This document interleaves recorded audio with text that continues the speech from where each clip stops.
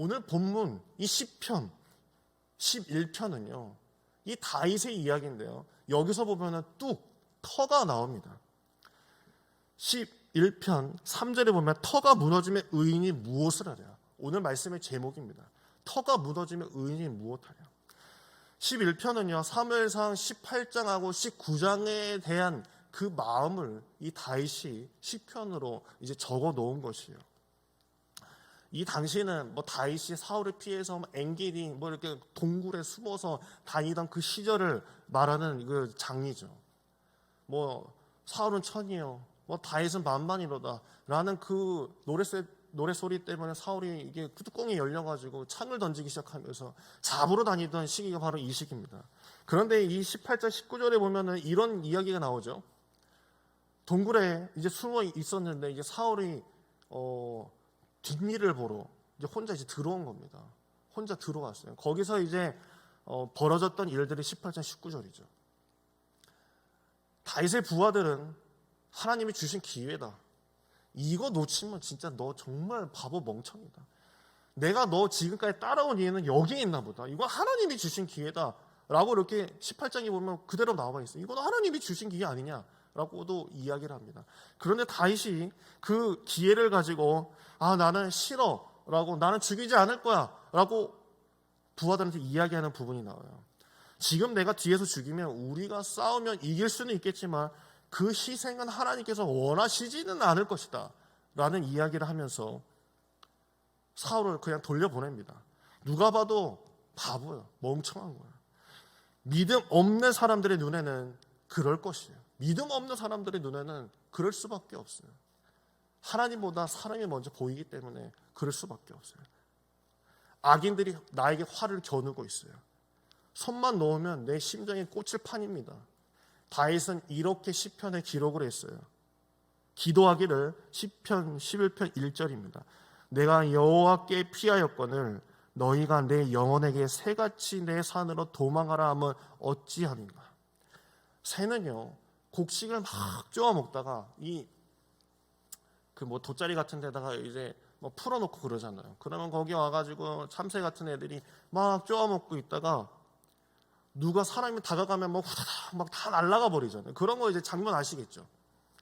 뒤도 안 보고 아무 생각 없이 날아가 버리는 거.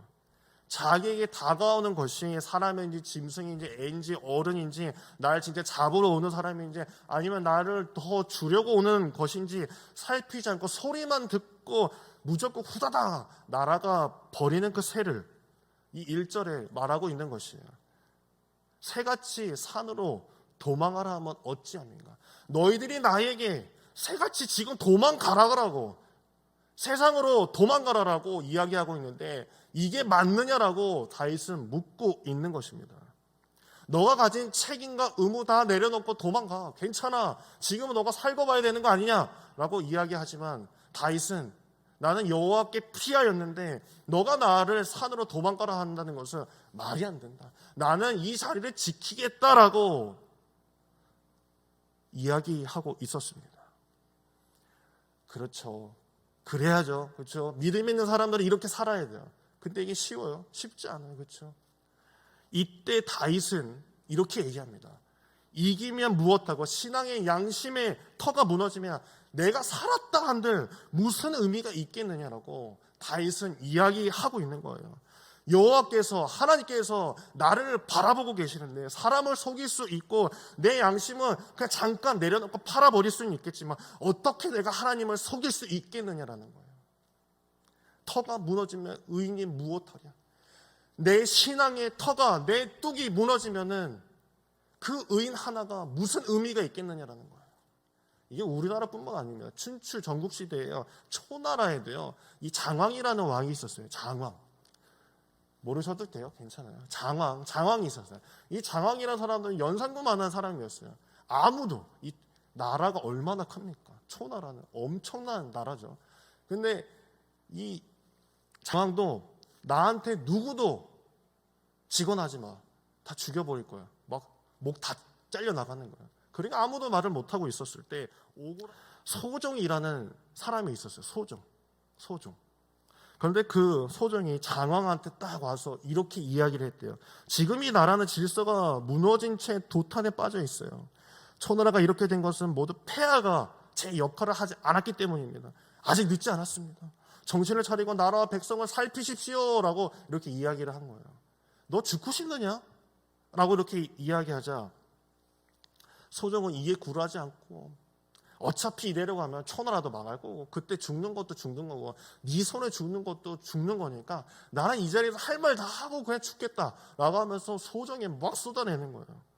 그러자 이 장악이 벌떡 일어나고 칼을 확 빼면서 투벅투벅투벅 걸어가는 거예요. 야, 소정도 결국 가는구나 하면서 주변의 신하들을 고개 숙이고 있었는데 그때 장왕이 이렇게 이야기합니다.